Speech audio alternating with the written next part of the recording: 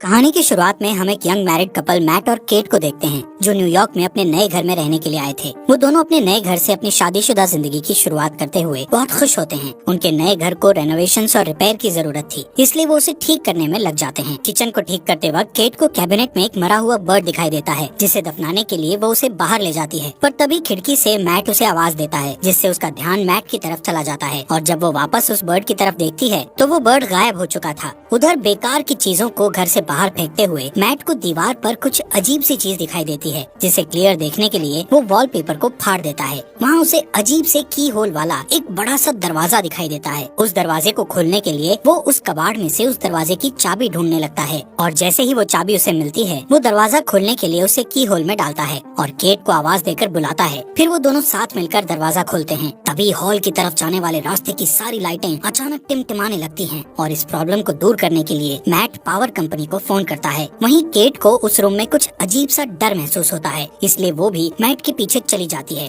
अगले दिन उनकी लाइट की प्रॉब्लम को ठीक करने के लिए पावर कंपनी से एक ऑपरेटर आता है। उसे ये देखकर हैरानी होती है कि बेसमेंट के सारे वायर्स कुछ अजीब तरीके से एक दूसरे से जुड़े हुए थे और देखने में बहुत पुराने जमाने के लग रहे थे। जब मैट उस ऑपरेटर को लाइट ठीक करने के लिए कहता है, तब ऑपरेटर उससे कहता है कि उसने आज तक इस तरह की चीजें पहले कभी नहीं देखी। वहाँ से जाने से पहले वो ऑपरेटर मैट को बताता है कि उस घर के पहले मालिक का मर्डर उसी घर में हुआ था। ये शॉकिंग न्यूज सुनकर मैट इस घर के बारे में रिसर्च करना शुरू कर देता है। एक पुराने न्यूज आर्टिकल को पढ़कर मैट को पता चलता है कि मरने वाले कपल का नाम पॉल और मैडलिन शेफर था, जबकि सस्पेक्ट की पहचान नहीं हो पाई थी और उसे जॉन नाम से पुकारा जाता था। मैट एक आर्टिस्ट था, इसलिए वो अपने स्केच पैड पर जॉन की तस्वीर बनाने की कोशिश करता है। थोड़ी देर बाद वो आराम करने के लिए मिस्टीरियस रूम में जाता है और वहाँ बैठकर एक बोतल शराब की पीकर खत्म कर देता है। लेकिन यहाँ पर उसे एक और बोतल शराब पीने की इच्छा होती है कि तभी लाइट्स टिमटिमाने लगती है और अचानक शराब की एक और बोतल उसके सामने हाजिर हो जाती है, जिसे देखकर मैट हैरान हो गया था। उस बोतल को अच्छी तरह देखने के बाद वो इस नतीजे पर पहुंचता है कि ये रूम किसी भी इच्छा को पूरी कर सकता है। दूसरी साइड लिविंग रूम की लाइट्स के टिमटिमाने की आवाज से केट की नींद टूट गई थी। वो मैट को अपने पास न देखकर उसे ढूंढने के लिए ऊपर की तरफ जाती है। वहाँ जाकर वो देखती है कि पूरा रूम नई चीजों से भरा हुआ है और उन सब के बीच मैट बहुत ही खुश दिखाई दे रहा था। वो कैट को वैन गॉग की कीमती पेंटिंग दिखाते हुए बताता है कि उस रूम में किसी भी विश को पूरा करने की ताकत है। केट इसे मैट का कोई मजाक समझकर हंसी में उड़ा देती है, पर अपने हस्बैंड की गंभीरता को देखकर वो इसे चेक करने के लिए $1000 की विश करती है।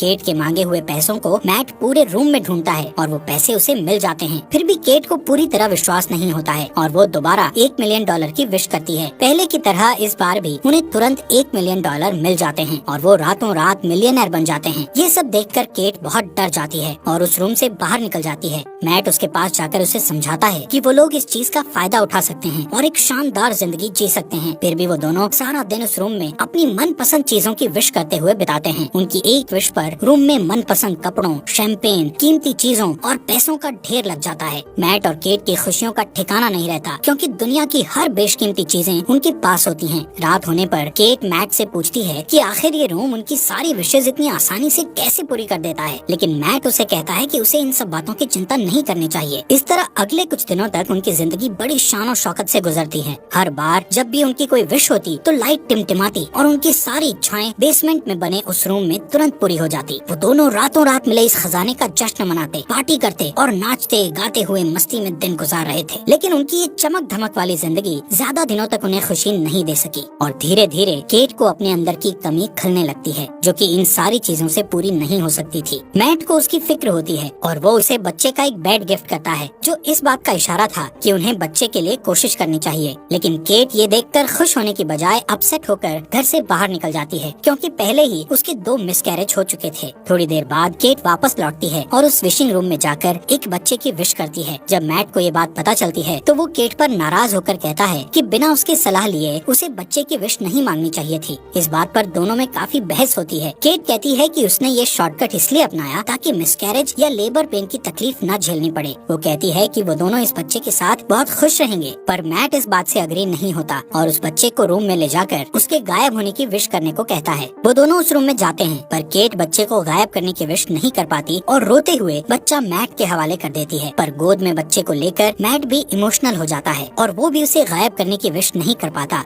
और बच्चे को वापस केट की गोद में डाल देता है। आखिरकार दोनों बच्चे को अपने पास रखने के लिए राजी हो जाते हैं और इस तरह दोनों रातों रात पेरेंट्स बन जाते हैं। सीन शिफ्ट होता है और हम देखते हैं कि मैट की नजर अपने अधूरे ड्राइंग पर पड़ती है जिसमें वो जॉन का चेहरा बना रहा था। उसे देखकर वो फिर से अपने रिसर्च में लग जाता है और उसे पता चलता है कि वो सस्पेक्ट मर्डरर अभी भी जिंदा है और किसी साइकेट्रिक हॉस्पिटल में मौजूद है। एक दूसरे न्यूज आर्टिकल के मुताबिक जॉन का कहना था कि उससे ये मर्डर उस रूम ने ही करवाया था। ये जानने के तुरंत बाद ही मैट जॉन से मिलने के लिए निकल पड़ता है ताकि उससे उस रूम के बारे में और ज्यादा जानकारी हासिल कर सके। हॉस्पिटल पहुंचने पर नर्स उसे वार्न करती है कि लास्ट 45 सालों में न्यूज रिपोर्टर्स के अलावा कोई भी जॉन से मिलने नहीं आया। ये सुनकर मैट खुद को भी एक रिपोर्टर के रूप में पेश करता है। आखिरकार बूढ़े हो चुके जॉन के साथ मैट की फेस टू फेस मुलाकात होती है और वो उससे उस घर और खासकर उस मिस्टीरियस रूम के बारे में पूछने लगता है। चेहरे पर एक शैतानी मुस्कुराहट के साथ जॉन उसे बताता है कि वो इस पल का बरसों से इंतजार कर रहा था जब मैट उससे शेफर को मारने की वजह पूछता है। तब वो कहता है कि इसके अलावा उसके पास और कोई चारा नहीं था। फिर बात को बदलते हुए वो मैट को जितनी जल्दी हो सके उस घर को छोड़ देने के लिए कहता है और कहता है कि जिस इंसान की इच्छाएं पूरी नहीं होती उससे ज्यादा खतरनाक वो इंसान होता है जिसकी सारी इच्छाएं पूरी हो जाती हैं। इसके बाद मैट घर लौटते वक्त एक गैस स्टेशन पर गैस डलवाने के लिए रुकता है, पर जैसे ही वो अपने वॉलेट से पैसे निकालता है तो देखता है कि उसके सारे पैसे डस्ट बन जाते हैं। ये देखकर वो तुरंत घर पहुंचता है और इस बात को कंफर्म करने के लिए उस रूम में रखे सारे पैसों को बाहर फेंक देता है। साथ ही वैन गॉग की उस पेंटिंग को भी दरवाजे के बाहर रख देता है। फिर उन सारी चीजों को डस्ट में बदलते हुए देखकर वो समझ जाता है कि वो लोग उस रूम से मिली किसी भी चीज को घर के बाहर नहीं ले जा सकते, नहीं तो वो सारी चीजें डस्ट में बदल जाएंगी। मैट गुस्से में दीवार को तोड़ देता है ताकि रूम की मिस्ट्री को जान सके, पर उसके अंदर उसे उलझी हुई वायर्स के सिवा कुछ नहीं दिखाई देता। उन वायर्स को ट्रैक करना मैट के लिए नामुमकिन था। फिर वो दीवार पर लगे कुछ वॉलपेपर्स को फाड़ता है तो उसे वहाँ उस घर का मैप दिखाई देता है जिसमें उसे सारे वायर्स के कनेक्शन की जानकारी मिलती है। इसी बीच केट बच्चे को गोद में लिए बाहर की तरफ चली जाती है, पर मैट उसे ये कहकर रोक देता है कि बच्चे को बाहर ले जाना सेफ नहीं है। वो उसे असल वजह नहीं बता पाता। कुछ दिनों बाद एक दिन बच्चा किसी दर्द की वजह से जोर जोर से रोने लगता है और केट से नहीं संभलता। तब मैट उसकी हेल्प करने के लिए बच्चे को गोद में ले लेता है और उसे चुप कराने के लिए बाहर निकल जाता है, पर कुछ ही सेकंड्स में वो बच्चा बड़ा होने लगता है और जब वो लोग वापस घर में घुसते हैं तो देखते हैं कि वो एक बड़ा बच्चा बन चुका था। उस रात मैट केट को बताता है कि वो रोम उनकी हर विश को पूरी कर सकता है, पर वो उसकी दी हुई चीजों को घर से बाहर नहीं निकाल सकते, वरना वो चीजें पुरानी होकर डस्ट में बदल जाएंगी। ये सुनकर केट को बहुत दुख होता है और वो कहती है कि उनका बच्चा कोई सामान नहीं है जिसे वो लोग बाहर नहीं ले जा सकते। उसे अपने बच्चे से बहुत लगाव होता है। वो उसे अपना बेटा ही मानती है और उसका नाम शेन रखती है। अगले कुछ दिनों तक केट शेन को घर पर ही पढ़ाती है और उसे समझाती है कि वो घर के बाहर नहीं जा सकता क्योंकि बाहर डेंजरस जर्म्स हैं जो उसे नुकसान पहुंचा सकते हैं। एक दिन जब केट उसे पढ़ा रही होती है तो वो बाहर जाने की जिद करने लगता है। वो कहता है कि उसने जिंदगी में एक बार भी घर के बाहर कदम नहीं रखा। उसे घर के अंदर सिर्फ दीवारें देखना अच्छा नहीं लगता था, लेकिन केट उसकी सेफ्टी के लिए उसे बाहर नहीं जाने दे सकती थी। इसलिए वो हर बार घर के अंदर आते और घर से बाहर जाते समय दरवाजे पर ताला लगा दिया करती थी ताकि शेन गलती से बाहर कदम ना रख सके। एक दिन उसे मैट का ऑर्डर दिया हुआ एक पैकेज मिलता है तो वो उसे लाकर मैट को दे देती है, पर गलती से फ्रंट डोर लॉक करना भूल जाती है। मैट को पार्सल के अंदर एक ब्रांड न्यू गन मिलती है जिसे वो संभाल कर रख देता है। इस बीच के पियानो बजाने में बिजी हो जाती है और मौके का फायदा उठाकर शेन चुपके से फ्रंट डोर की तरफ बढ़ता है। वो बाहर की दुनिया देखने के लिए बहुत एक्साइटेड था, इसलिए अपने हाथ को दरवाजे से बाहर निकालकर ताजी हवा को महसूस करता है कि तभी केट की नजर उस पर पड़ती है। वो दौड़कर उसके पास जाती है और अपने बेटे को गले लगा लेती है। उसे सही सलामत देखकर केट को राहत मिलती है। फिर मैट और केट दोनों मिलकर शेन को बाहर जाने से रोकने के लिए पूरे घर की खिड़कियों में लकड़ी के तख्ते लगा देते हैं। उस रात केट की नींद खुलती है तो वो देखती है कि शेन उसकी बेड के पास खड़ा है और वो उससे उसके पास सोने की परमिशन मांगता है। फिर शेन उससे कहता है कि वो हमेशा उसके साथ रहना चाहता है, जिसे सुनकर वो प्यार से उसे अपने गले लगा लेती है। शेन को उसकी बातों से तसल्ली नहीं मिलती और वो कुछ सोचने लगता है। फिर हम देखते हैं कि अगले कुछ दिन मैट अपने गन से शूटिंग की प्रैक्टिस करता रहता है।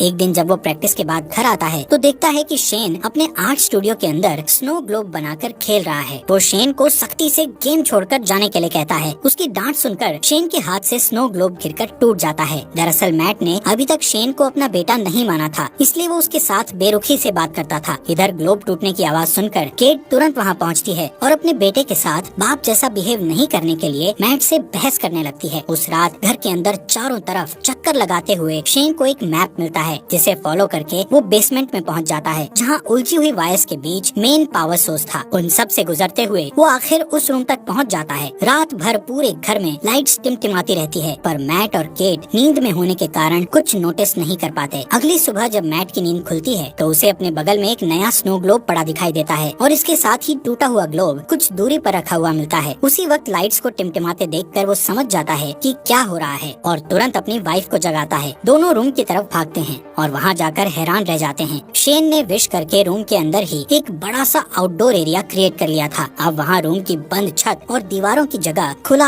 आसमान और एक बहुत बड़ा फॉरेस्ट था जहाँ शेन स्नोमैन बनाने में बिजी था। केट अपने बेटे की बनाई हुई शानदार दुनिया को देखकर खुशी से इमोशनल हो जाती है और उसके साथ खेलने लगती है, जबकि मैट को बहुत गुस्सा आता है और वो उसे हाथ पकड़कर वापस घर के अंदर ले आता है। इस घटना से दोनों के बीच शेन को रूम में जाने और खेलने देने की बात पर बहस होने लगती है। मैट कहता है कि ये खतरनाक हो सकता है, पर केट को ऐसा नहीं लगता। उनकी बहस चलती रहती है कि तभी फोन की घंटी बजती है और परमिशन नहीं होने के बावजूद शेन फोन उठा लेता है, पर जल्दी ही मैट उससे फोन छीनकर खुद बात करने लगता है। दूसरी तरफ जॉन की आवाज सुनकर उसे हैरानी होती है। शेन से बात करके जॉन को पता चल चुका था कि उन लोगों ने एक बच्चे की विश की थी। उधर किचन में रखे एक दूसरे फोन से केट उन दोनों की सारी बातें चुपके से सुन लेती है। जॉन उससे कहता है कि शेन को बाहर की दुनिया में आजादी से घूमने देने के लिए उसे केट की जिंदगी की कुर्बानी देनी पड़ेगी, यानी जब केट मर जाएगी तो शेन पूरी तरह से आजाद हो जाएगा और एक नॉर्मल इंसान की तरह जी सकेगा। फिर उसकी उम्र भी नॉर्मल इंसान की तरह ही बढ़ेगी। वो मैट को ये राज भी बताता है कि वो भी रोम का ही दिया हुआ एक बच्चा था। तब उसकी माँ ने उसके बाप को मार डाला था और उसे बड़ा करके खुद को मारने के लिए कहा था ताकि उसका बेटा आजाद हो सके। फिर वो मैट से कहता है कि उसके पास दो ऑप्शंस हैं, या तो वो केट को मारकर शेन को बचा सकता है या फिर शेन को मारकर केट को बचा सकता है। ये सारी बातें सुनकर केट को बहुत दुख होता है और वो घर छोड़कर चली जाती है, जिससे मैट को उसकी फिक्र होने लगती है। केट खुद को मारने के लिए अपनी कार का एक्सीडेंट करना चाहती थी, पर वो ऐसा नहीं कर पाती। इधर घर पर शेन के साथ मैट का बिहेवियर पागलों जैसा हो जाता है और वो उसकी सारी चीजें फेंक देता है, यहाँ तक कि उसका स्टूडियो तक तहस नहस कर डालता है। फिर थोड़ी देर बाद वो शेन के लिए डिनर तैयार करता है, जो कि कुछ दूर रखे डाइनिंग टेबल पर बैठा होता है। शेन उससे ढेर सारे सवाल पूछने लगता है, जिससे चिढ़कर वो शेन को बता देता है कि वो उनका असली बेटा नहीं है और ना ही उसके कोई पेरेंट्स हैं। इतना ही नहीं, वो गुस्से में आकर शेन को फ्रंट डोर से बाहर निकाल देता है, पर शेन डरकर वापस ऊपर चला जाता है। कुछ ही देर में मैट को अपनी गलती का एहसास होता है और वो शेन के रूम में जाकर उससे माफी मांगने लगता है। फिर शेन उसे स्टोरी पढ़कर सुनाने को कहता है और सारी रात वो दोनों साथ में सोते हैं। जब केट वापस घर लौटती है तो उन दोनों को एक साथ सोते देखकर उसे बहुत अच्छा लगता है। उस रात मैट और केट दोनों इंटीमेसी में बिजी होते हैं कि शेन छुप कर उन्हें देख लेता है। फिर वो उनके सोने का इंतजार करता है और जैसे ही वो सोते हैं, शेन चुपके से फ्रंट डोर की चाबी चुरा लेता है। अगले दिन सुबह मैट और केट फ्रंट डोर को खुला देखकर समझ जाते हैं कि शेन बाहर गया होगा। तभी घर के एक अलग हिस्से में शेन को देखकर दोनों हैरान हो जाते हैं, क्योंकि शेन अब जवान हो चुका था, लेकिन उसका दिमाग अभी भी बच्चों जैसा था। वो अपने पेरेंट्स की तरफ गन पॉइंट करके उन्हें धमकाता है तो केट उसे समझाने की कोशिश करती है। इसी बीच मैट शेन के ऊपर कूद पड़ता है और दोनों में फाइट होने लगती है। उधर केट उनकी लड़ाई की वजह से जमीन पर गिरकर बेहोश हो जाती है। कुछ देर बाद मैट उसे जगाते हुए बताता है कि शेन को गलती से गोली लगने के कारण वो मर गया। इस खबर से दुखी होकर केट रोते हुए घर से बाहर निकल जाती है। मैट उसे तसल्ली देकर वापस घर में ले आता है, जहाँ अभी भी वो उदास रहती है। उधर दूसरे रूम में जहाँ उनकी फाइट हुई थी, असली मैट होश में आ जाता है और पूरे घर में अपनी वाइफ की तलाश करता है कि तभी लाइट्स को फिर से टिमटिमाते देखकर वो डरते हुए उस रूम की तरफ जाता है। उसे पूरा यकीन था कि केट और उसकी शक्ल में शेन अंदर ही होगा। इधर केट को बिल्कुल भी खबर नहीं थी कि उसके साथ बैठा हुआ आदमी मैट नहीं शेन है, पर जल्दी ही उसे शेन के आइस खाने की हैबिट से पता चल जाता है कि वो मैट नहीं बल्कि उसकी शक्ल में शेन है। उधर असली मैट अंदर जाने के लिए पूरी ताकत लगाकर दीवार को तोड़ने की कोशिश करता है। आखिर सारे वायर्स को पार करके वो उस रूम तक पहुंच जाता है, जो कि अब एक जंगल था जहां ढेर सारे ऊंचे ऊंचे पेड़ थे। वहां जाकर मैट को पता चलता है कि शेन ने रूम का यूज करके उस जगह को काफी बड़ा कर लिया था और वहाँ उन्हीं के जैसा एक डुप्लीकेट घर भी बना लिया था। वो ये भी समझ चुका था कि शेन ने उसका रूप केट को किडनैप करके उस डुप्लीकेट घर में रखने और अकेले में उसके साथ फिजिकल होने के लिए किया था। ये ख्याल आते ही अपनी बीवी को वापस पाने के लिए मैट उस जंगल में दौड़ते हुए फाइनली उस डुप्लीकेट घर के अंदर पहुंच जाता है, जहां शेन केट के साथ जबरदस्ती करने की कोशिश कर रहा होता है। मैट को अंदर आते देखकर शेन फिर से लड़ाई के लिए तैयार हो जाता है। इधर मौका पाकर केट उठकर भागने ही वाली होती है कि हॉलवे में दो मैट को लड़ते हुए देखकर वो ठिठक जाती है। दोनों में इतनी समानता थी कि वो असली और नकली के बीच पहचान नहीं कर पाती। अचानक एक मैट उसके हाथ को पकड़ लेता है, पर वो उसे धक्का देकर खुद को छुड़ा लेती है और शेन का नाम पुकारती है। वो अपना नाम सुनकर उसकी तरफ देखता है, पर उसके धक्के से गिरकर बेहोश हो जाता है। जमीन पर गिरते ही वो अपने असली रूप में आ जाता है। इधर मैट और केट रूम से बाहर निकलने की कोशिश करते हैं, पर निकल नहीं पाते क्योंकि शेन ने रूम से उनके उसी घर में फंसे रहने की विश मांगी हुई थी। लाख कोशिशों के बाद भी जब वो लोग घर से नहीं निकल पाते तो मैट रुक जाता है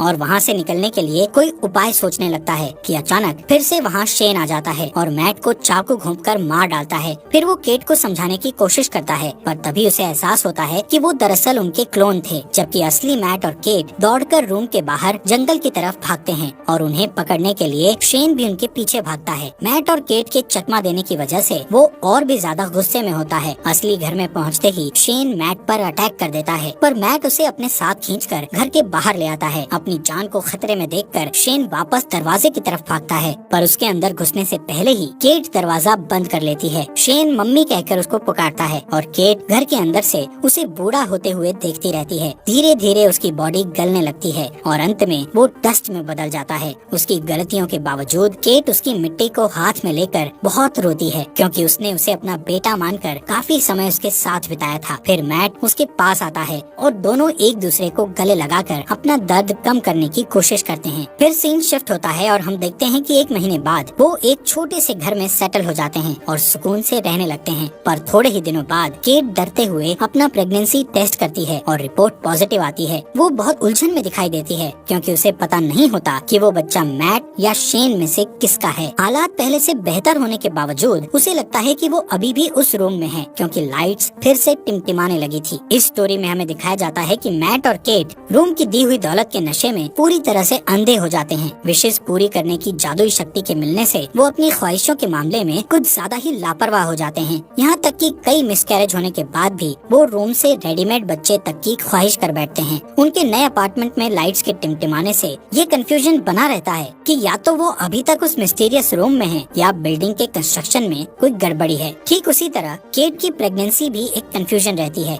कि वो बच्चा मैट या शेन में से किसका है, क्योंकि उस घटना से 1 दिन पहले मैट और केट के बीच इंटीमेसी होती है और उस डुप्लीकेट घर में शेन भी उसे सेक्सुअली असॉल्ट कर चुका होता है। इस तरह ये कहानी न सिर्फ विश पूरा करने वाले रूम के इर्द गिर्द घूमती है, बल्कि ये सवाल भी छोड़ जाती है कि आखिर केट के पेट में पलने वाले बच्चे का बाप कौन है, मैट या शेन।